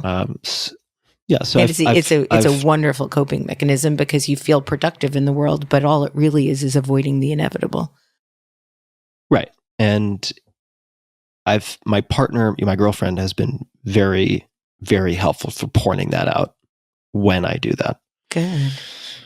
Not that I should have to rely on the emotional police. Oh, but it's just nice to have a support system. It's helpful to have a support system or an accountability partner, somebody who you are going to check in with on a regular basis, who can call a spade a spade. And that certainly has been very helpful. And I have a few friends who are doing similar work. And I will say, Debbie, also, I have talked about this history of sexual abuse with not many people, maybe a dozen male friends, let's say, and at least half of them reciprocated with telling me their own story of sexual abuse. The percentage blew my mind. It was at least half, and I would say maybe closer to 75%. I was astonished how many of my very close male friends had stories of sexual abuse. I mean, it was staggering. And that's also given me some solace that I'm not in this alone. Like you said, you thought you were the only person who had ever experienced this. Right. I mean, this is a mainstay. I hate to say it, but it's a mainstay of human experience. It really This is. is a very common experience. And it's particularly hard for boys. It's like there needs to be, in addition to the Me Too movement, maybe there needs to be a He Too movement, just so that men can feel like they can disclose without feeling shame. I mean, I think one thing that would be really important to talk about for your listeners, for anybody that is being disclosed to. So if you're someone and somebody you care about has come to you and said and shared this information, what do you think is the best way for people to respond to someone that is being told? Oof. Yeah. Because being believed is so important. Yeah. Well, I can only speak to my experience, since I wouldn't claim to have this as an area of expertise, but I will tell you that the first thing that Jack Kornfield, when I was in a complete tailspin, I mean, I was really fracturing at every edge and felt like I was about to sort of irretrievably break. And when I told him about the history, and I'm paraphrasing here, so Jack, please forgive me, but he is such an incredible empath and is such a conscious and focused listener. He listened and he said, "Tim, that's awful, and that never should have happened to you. That never should have happened to you. That should never happen to anyone." And he consoled me. And that meant so much to me and had such a visceral emotional impact. I feel like that was the primary parachute, right? It's like you have the primary parachute, then you have the backup parachute. And I've never been asked that question, so I'm improvising here. But the backup parachute, which is still so important to have, might be the prescriptive advice giving. You should do this. Here's advice on how to address this. But if he had skipped directly to that, I would have been in no condition to begin to digest the recommendations. Yeah. It would have felt like I was being deflected. So for me, the critical safety net was just being with me and witnessing what I was going through, not rushing, and simply saying, "I'm so sorry, that never should have happened to you." Yeah, that's the perfect response. People, I think, always rush to, what can I do to help? Or how can I help you get over this? And I think just listening, being present, hearing and holding someone's truth is what we need most from the people that we care about the most. Yeah. And also what he said to me was, when this retreat ends, I'm not going to leave you. Like, I will not leave you stranded. Like, I will help you. So he made a commitment to be available, to send me to resources, to introduce me to people who might be able to help, given his breadth of experience with all these things.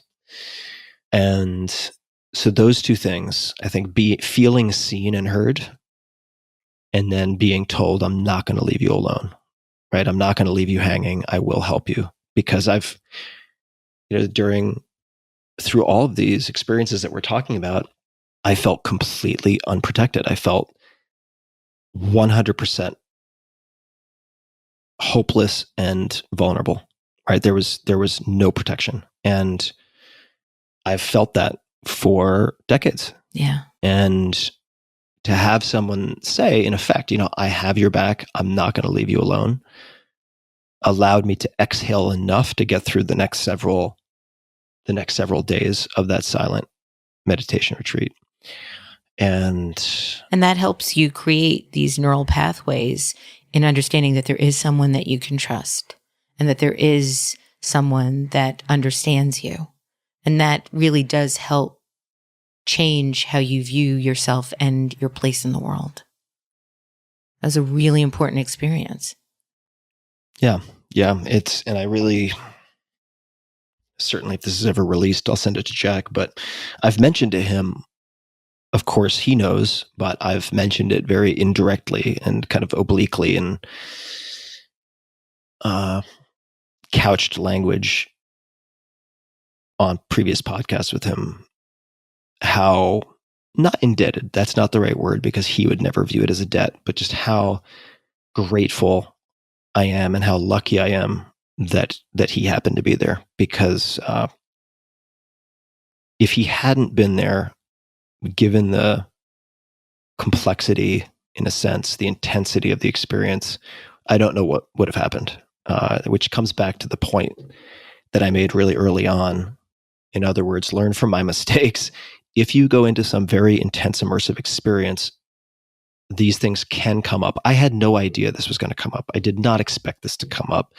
And I did not have a therapist or someone else cultivated. I did not have that relationship to catch me when I came out of the silent retreat. So I would just reemphasize, it's extremely important to have that support system, that safety net in place before you go into these deep immersive experiences, whether that's a silent retreat, the Hoffman process, psychedelics, or otherwise.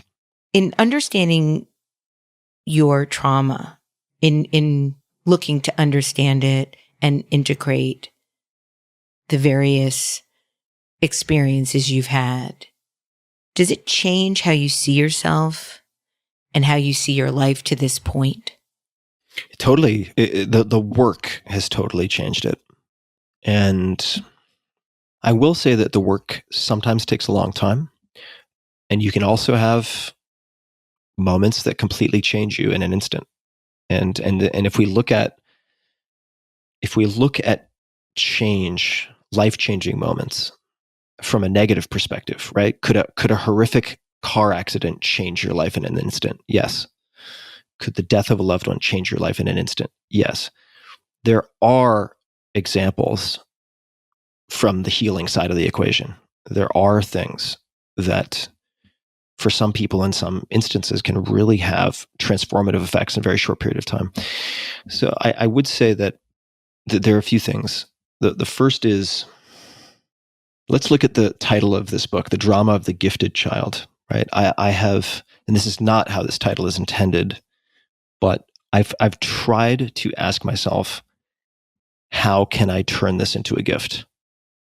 How can this be a gift for myself, and even more so for other people? Like, how can I make meaning out of this? How can I translate this? Rather than looking at it as a shameful, fragmented piece of my psyche that needs to be relegated to some locked cellar, a compartment, rather than viewing it that way, which I did for several years, although I thought I had banished it successfully, which of course I had not. I've tried to expose it to the light and to use it to find more light. So I think there's a reframing that has taken place for me. And if you look at the last few years of my life and an intense, dedicated focus to supporting psychedelic science and phase 3 trials of MDMA-assisted psychotherapy, there's a reason that these are the largest, certainly at the time that I made them, the largest financial commitments I'd ever made to anything, the largest energetic time commitments I had ever made to anything. And the pursuit of and discovery of tools that actually work beyond my wildest imagination, and my doubling down and tripling down and quadrupling down on acting as a sort of boundary walker between different worlds to try to facilitate legal change, regulatory change that will make these compounds in a regulated fashion available to hopefully millions of people, has given me a tremendous sense of purpose. And rather than keeping my experiences completely secret, speaking to friends of mine who have suffered sexual trauma and trying to be a resource has given me a feeling of tremendous purpose. Yeah, I understand that too. It's extraordinary.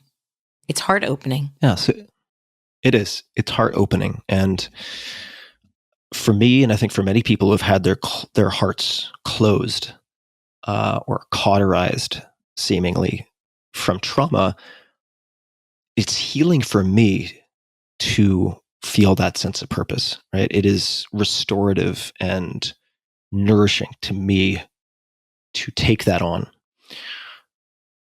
So it's given me a tremendous sense of purpose, and I'm happy to be where I am. And what more can you ask for? There's more to do. Yeah, exactly. And there's more to do. And honestly, I look forward to it. Yeah. I look forward to it. It's not going to be easy. I know that there will be challenges along the way. There always are. But as someone who I suspect you know pretty well, Jen 11 has said said to me before, there is no underlying path, right? Like the obstacles are the path, and I'm paraphrasing, but like these checkpoints, these challenges, I try to view these setbacks in some cases, right? Where you take 3 steps forward and 1 step back, or maybe Right. 1 step forward and 3 steps back, are part of the human experience. Yeah, that's just the dance. They're not reflective of any unique flaw that you have. And for me, and I think Jordan Peterson said this, I'm also just going to butcher this quote, but he said, the point is not to eliminate suffering. It's to find a sense of purpose that is so meaningful that the suffering becomes irrelevant. Something along those lines. And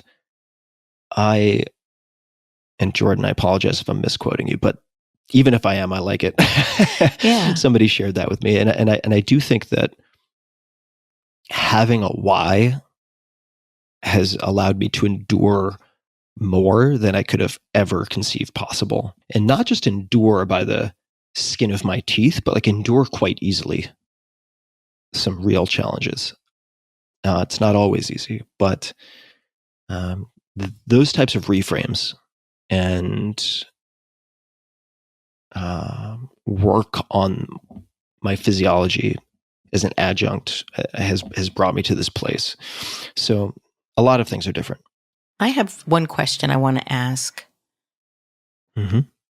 If you do release this and people do listen,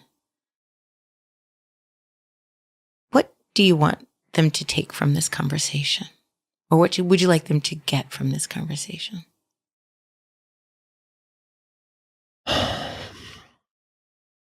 That's a damn fine question. And I would say at the very core, I could give a very long answer, but the short version is I would like people to realize and to believe that no matter the trauma, they're not alone.